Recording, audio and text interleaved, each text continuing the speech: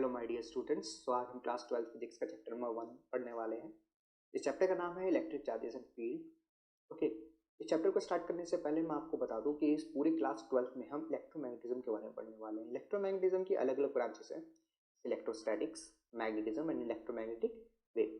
Electrostatics मतलब electron हमारा rest पर है, that means charges are at rest, and if the charges are at rest that means its velocity is zero. Magnetism में हमारे charges move कर रहे होंगे बट एक कांस्टेंट स्पीड से, मीन्स उसका एक्सेलरेशन तो जीरो होगा बट वेलोसिटी जीरो नहीं होगी, उसकी स्पीड जीरो नहीं होगी। ओके, तो इलेक्ट्रोमैग्नेटिक वेव्स के अंदर जो कि हमारी मॉडर्न फिजिक्स का पार्ट है, इसमें हम देखेंगे कि चार्जेस हमारे एक्सेलरेट कर रहे हैं। अगर चार्जेस हमारे एक्सेलरेट कर रहे हैं तो ना तो हमारा एक्सेलरेशन जीरो होगा, ना ही हमारी वेलोसिटी जीरो होगी। तो इस चैप्टर के अंदर हम चार्जेस को रेस्ट पर मान के हम इसे पढ़ेंगे, इसीलिए इसको कहते हैं इलेक्ट्रोस्टैटिक्स। इस चैप्टर के दो इंपॉर्टेंट पार्ट हैं जो है हमारा electric charge and electric field. तो what is electric charge? Electric charge basically comes up from atom. अभी एटम क्या होता है? एटम, मैंने एक एटम यहाँ पे बनाया हुआ है। इस एटम में जो बीच का पोर्शन है इसको कहते हैं हम न्यूक्लियस, और न्यूक्लियस में क्या क्या होता है? Proton and neutron. And atom के अराउंड जो चीज़ रिवॉल्व कर रहे होते हैं उनको हम कहते हैं इलेक्ट्रॉन। जैसे ये जो एटम बनाया गया है इसके पास दो इलेक्ट्रॉन है, तो ऑब्वियस सी बात है इसके पास दो प्रोटॉन भी होंगे, तभी ये न्यूट्रल होगा। अब सपोज करो अगर इस एटम ने एक इलेक्ट्रॉन को लूज कर दिया, एक इलेक्ट्रॉन को लूज कर दिया, तो इसके ऊपर नेट चार्ज क्या होगा? देन इसके ऊपर नेट चार्ज पॉजिटिव होगा। अगर इसने एक इलेक्ट्रॉन को गेन कर लिया तो इसके ऊपर नेट चार्ज क्या होगा? नेट चार्ज इस पर नेगेटिव हो जाएगा, that means it will have negative charge. तो एटम की ना कुछ इंट्रिंसिक प्रॉपर्टी होती है, और ये इंट्रिंसिक प्रॉपर्टी ही फोर्स को क्रिएट करती है। अब इसको समझने के लिए मैं आपको एग्जांपल देता हूँ। जैसे आपने मैग्नेट को देखा होगा, मैग्नेट के दो पोल होते हैं, north pole and south pole. ठीक है, हम ऑब्जर्व करते हैं कि मैग्नेट के जो पोल होते हैं वो आपस में अट्रैक्ट भी करते हैं, रिपेल भी करते हैं। इट कैन बी अट्रैक्टिव और it can be repulsive force. तो in very same way atom के अंदर जो चार्ज है, that charge also create a force because they have intrinsic property. Okay, तो फोर्स कैसा हो सकता है? फोर्स अट्रैक्टिव भी हो सकता है और रिपल्सिव भी हो सकता है। अब इलेक्ट्रॉन इलेक्ट्रॉन आमने सामने हो या प्रोटॉन प्रोटॉन सामने हो, सेम चार्ज होगा तो ये रिपेल करेंगे, और डिफरेंट होगा तो ये अट्रैक्ट करेंगे। ठीक है, तो यहाँ पे हम क्या देखने वाले हैं? हम देखने वाले हैं charge. Charge can be positive, charge can be negative. Charge अगर पॉजिटिव होगा तो हम इसको प्रोटॉन बोलेंगे, P प्लस से डिनोट करेंगे। अगर नेगेटिव होगा तो हम इसे इलेक्ट्रॉन बोलेंगे और E माइनस से रिप्रेजेंट करेंगे। तो यहाँ तक क्लियर हो गया होगा कि इलेक्ट्रिक चार्ज क्या होता है। Electric charge comes from atom. Atom has intrinsic property, and in that intrinsic property the charge is always creates force. That force can be attractive or repulsive, right? चलिए आगे बढ़ते हैं। तो what is the value of charge? Okay, जैसे कि आप देख पा रहे होंगे यहाँ पे अगर मेरा प्रोटॉन हो इलेक्ट्रॉन हो, दोनों के ऊपर सेम चार्ज होता है, 1.6 इंटू 10⁻⁻90। अगर ये प्रोटॉन होगा तो ये चार्ज पॉजिटिव 1.6 इंटू 10⁻⁻19 होगा। अगर इलेक्ट्रॉन होगा तो ये चार्ज हमारा -1.6 इंटू 10⁻19 होगा। ओके, और what is this C? This C is the unit of charge and it is known as coulomb. Okay, coulomb के ऊपर भी हम आएंगे। Okay, so mass of charge है क्या?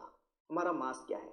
अगर मास ऑफ प्रोटॉन की बात करूं तो mass of proton is equal to 1.6 into 10⁻⁻27 kg।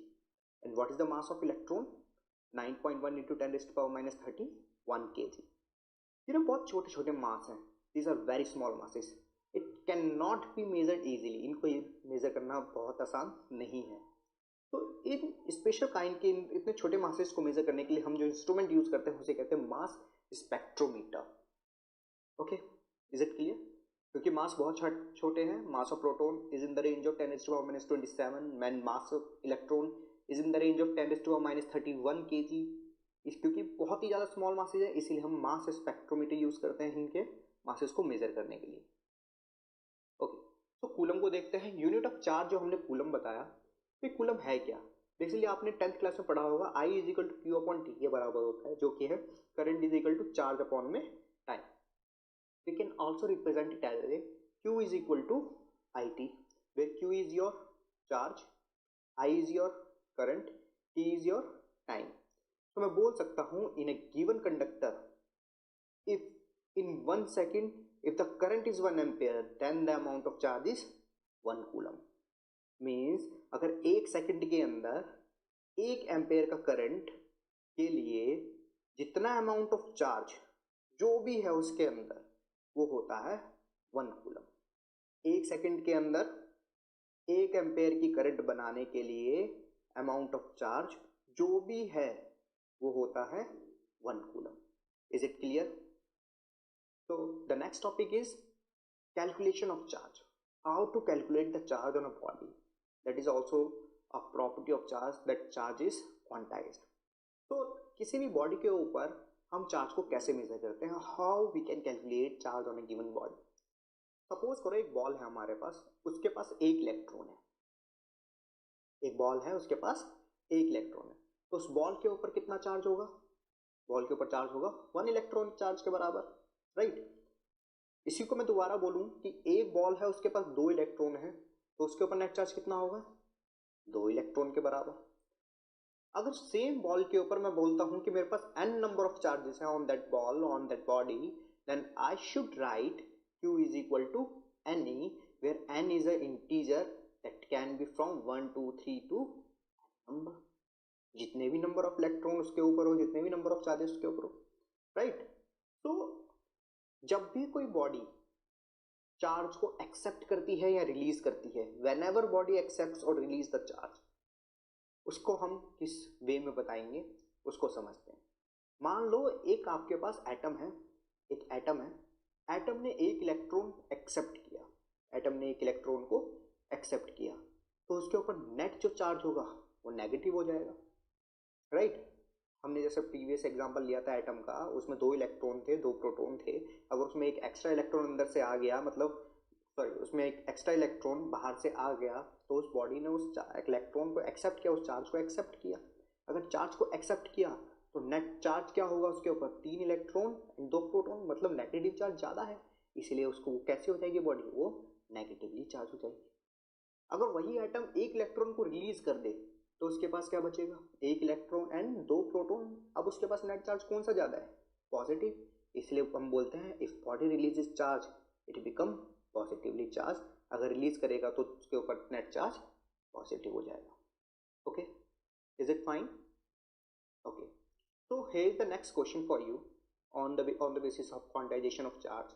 ठीक है, so मैं आपको प्रेफर करूंगा आप वीडियो को यहाँ पे पॉज करें और इस क्वेश्चन को सॉल्व करने की कोशिश करें।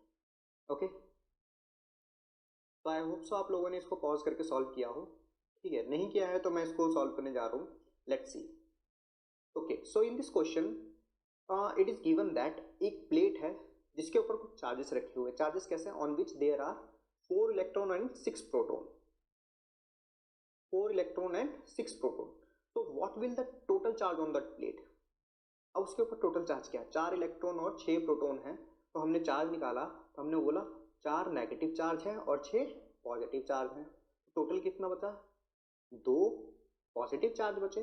2 पॉजिटिव चार्ज का मतलब पॉजिटिव चार्ज पे मतलब 1.6 into 10⁻⁻19 coulomb.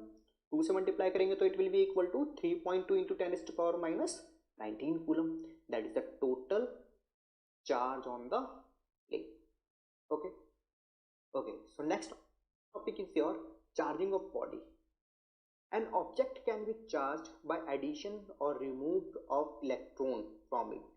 In general, an object can neither be a conductor or insulator. यानी कि किसी भी एटम में, किसी भी ऑब्जेक्ट के पास सिर्फ इलेक्ट्रॉन को रिलीज करने की या एक्सेप्ट करने की कैपेबिलिटी होती है। वो कभी भी किसी प्रोटॉन को रिलीज नहीं कर सकता, ना ही प्रोटॉन को एक्सेप्ट कर सकता है, राइट। तो किसी भी बॉडी को चार्ज करने के लिए या तो उसमें इलेक्ट्रॉन बाहर से आना चाहिए या उसमें से इलेक्ट्रॉन जाना चाहिए। अब इसमें 2 तरह से हमें पढ़ना है कि चार्जिंग ऑफ कंडक्टर क्या होता है और चार्जिंग ऑफ इंसुलेटर क्या होता है। अगर मैं कंडक्टर की बात करूँ तो कंडक्टर को चार्ज करने के बहुत सारे तरीके हैं। रबिंग करके भी हम कर सकते हैं, फ्रिक्शनल इलेक्ट्रिसिटी से जनरेट कर सकते हैं, कंडक्शन इंडक्शन जिसके बारे में अभी पढ़ेंगे, थर्मोआयनिक एमिशन ये हीट का टॉपिक है आपका, फोटो इलेक्ट्रिक एमिशन ये भी हम मॉडर्न फिजिक्स के अंदर पढ़ेंगे। ओके, तो ये सारे हमारे ऑप्शन हैं जिनकी मदद से हम किसी भी कंडक्टर को चार्ज कर सकते हैं। और charge of insulator, charging of insulator means, अब देखो इंसुलेटर के अंदर तो चार्ज फ्लो करता नहीं है, charge can not flow through insulator, neither तो हम कोई कंडक्शन भी नहीं कर सकते, ना ही हम इंडक्शन कर सकते इससे उसको चार्ज किया जा सके। तो हम करेंगे क्या?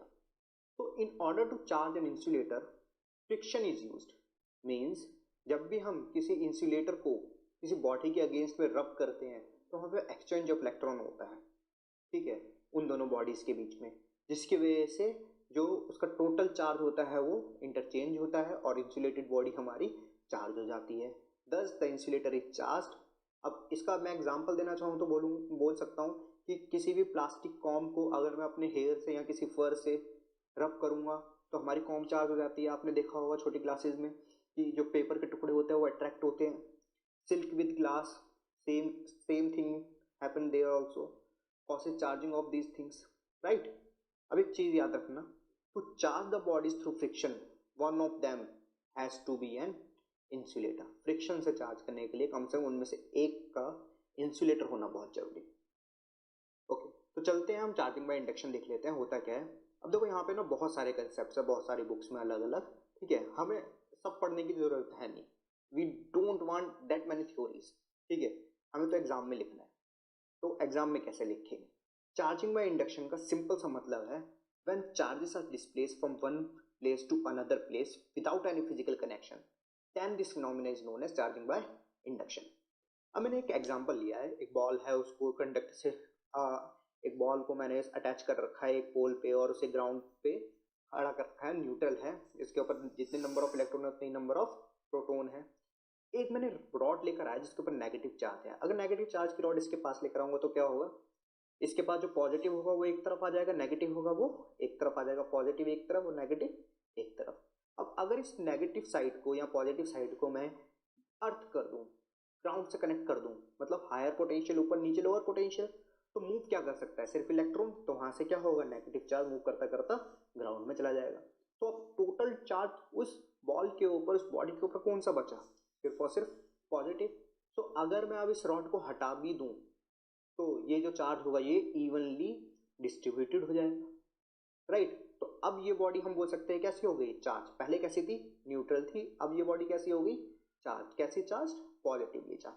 This is the method of charging by induction, right, you got it, okay. एक छोटी सी ट्रिक है आप लोगों के लिए, कभी कभी ना ये क्वेश्चन आता है कि दो बॉडी को, तीन बॉडी को आपस में कनेक्ट किया, एक के ऊपर इतना चार्ज था, दूसरे के ऊपर इतना चार्ज था, कनेक्ट करने के बाद हटाएंगे तो कितना चार्ज होगा। तो यहाँ पे एक छोटी सी ट्रिक है, उस ट्रिक को समझते हैं, जेई नीट में आप यूज कर सकते हैं। If we say two bodies, three bodies और four bodies comes near and then separated, and after separation charge on each body will be Q is equal to sum of all charges and number of bodies। Okay, दो questions हैं आपके लिए, try करेंगे एक बार, फिर मैं इसे solve करता हूँ। सो आप लोगों ने ट्राई किया हो। ओके, सो आगे बढ़ते हैं। Two bodies of charge Q and 0, find net charge on each body after separation. तो नेट चार्ज कितना होगा, सम ऑफ चार्जेस अपॉन में नंबर ऑफ बॉडीज। कितनी नंबर ऑफ बॉडीज है, दो नंबर ऑफ बॉडीज है। सम ऑफ चार्जेस क्या होंगे, Q plus 0, Q plus 0 number of bodies, 2 divide करा तो हर बॉडी के ऊपर कितना चार्ज होगा, Q/2। मतलब पहली बॉडी जिसके पास Q चार्ज था उसके पास Q/2 बचेगा, जिसके पास 0 चार्ज था उसके पास भी Q/2 आ जाएगा, ठीक है। नेक्स्ट क्वेश्चन देखें। तो नेक्स्ट क्वेश्चन में कहा कि हमारे पास तीन बॉडीज हैं, एक के ऊपर 10 कूलम चार्ज है, एक के ऊपर 12 कूलम, एक के पास 0 coulomb. Net charge after separation कितना होगा, तो वही sum of all charges divided by number of bodies, कितना होगा 22/3, और ये कैसा होगा, हर एक बॉडी पे इक्वल चार्ज होगा। ओके, तो आई होप आप लोगों को लेक्चर समझ आया हो। This the introductory lecture. In the next lecture we will study Coulomb's law and it vector form.